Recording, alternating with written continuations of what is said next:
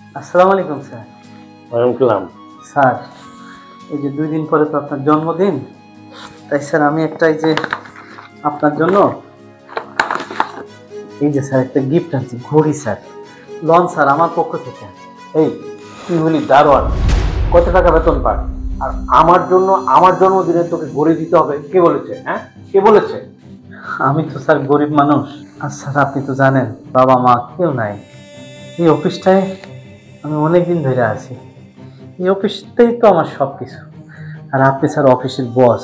আমি স্যার এই যে প্রতি মাসে আমার বেতনের কিছু কিছু টাকা দিয়া আমি 1 বছর ধরে জমাইছি স্যার, জমাইয়া স্যার এই যে স্যার এই ঘড়ি মানে এই যে উপহারটা স্যার আপনার জন্য আমি কিনছি স্যার।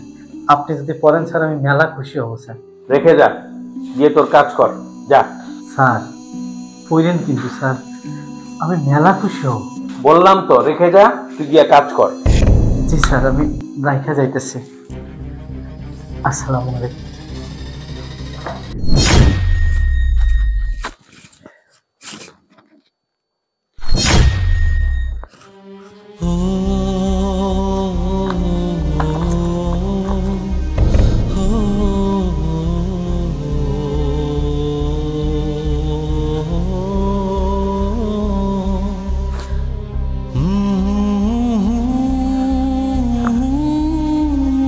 দাঁড়া মা, শুনে যা তো। হ্যাঁ বাবা। বস। বলো। এই মা, চোখটা বন্ধ করতো। এই যে তোর জন্য একটা গিফট। কি করলি মা? এত দামি একটা মোবাইল গিফট করলাম তোকে, আর তুই নিচে ফেলে দিলি? ফেলে দিলাম, এত কম দামি জিনিস আমি ব্যবহার করব না। আমি আমার টাকায় কিনেছি, সস্তা মানে? কারণ এটা আমার পছন্দ হয়নি। আমার তো এটা পছন্দ।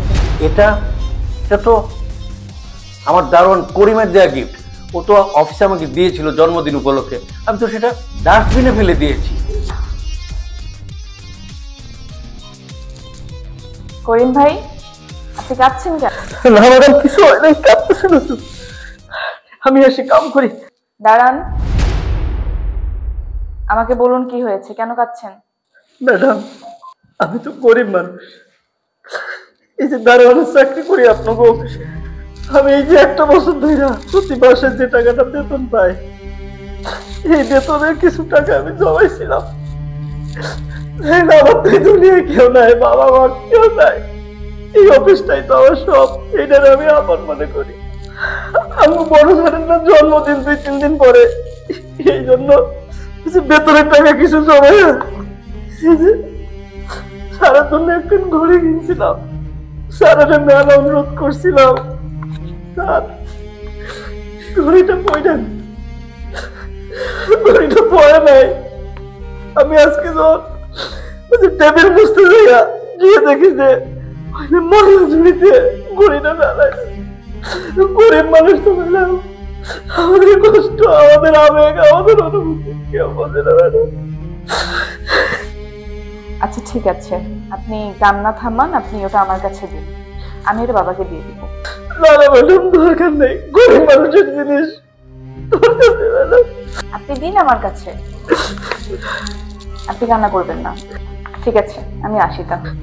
জি ম্যাডাম, আসসালামু আলাইকুম। একটা মানুষ তোমাকে কতটা ভালোবাসলে, কতটা সম্মান শ্রদ্ধা করলে, নিজের এই স্বল্প বেতন থেকে একটু একটু করে জমিয়ে তোমার জন্য এত দামি একটা গিফট। তোমার কাছে এটা স্বল্প দামের হলেও ওই স্বল্প টাকাটা জমাতে তার কিন্তু অনেক কষ্ট করতে হয়েছিল। সে কতটা ভালোবেসে তোমার জন্য জন্মদিনের উপহার এনেছে। কই তোমার অফিসের অন্য কোনো স্টাফ তো কোনো গিফট আনেনি। তার দেওয়া সেই গিফটটা তুমি কম দামি বলে ডাস্টবিনে ফেলে দিয়েছো। তখন তার কেমন লেগেছে? তুমি আমার জন্য ভালোবেসে একটা গিফট আনলে, সেটা যখন আমি ফেলে দিলাম তখন তো তোমার বুক ফেটে মানে কান্না আসার অবস্থা।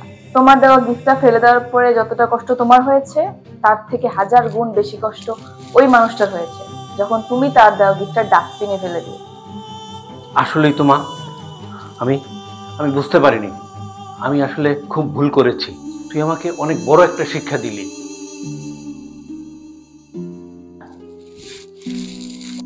স্যার আসসালামু আলাইকুম। স্যার ওয়ালাইকুম আসসালাম।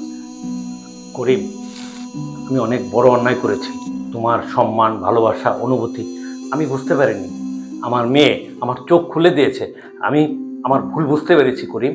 তোমার গিফটটা তুমি নিজের হাতে আমার হাতে পরিয়ে দাও। হ্যাঁ হ্যাঁ।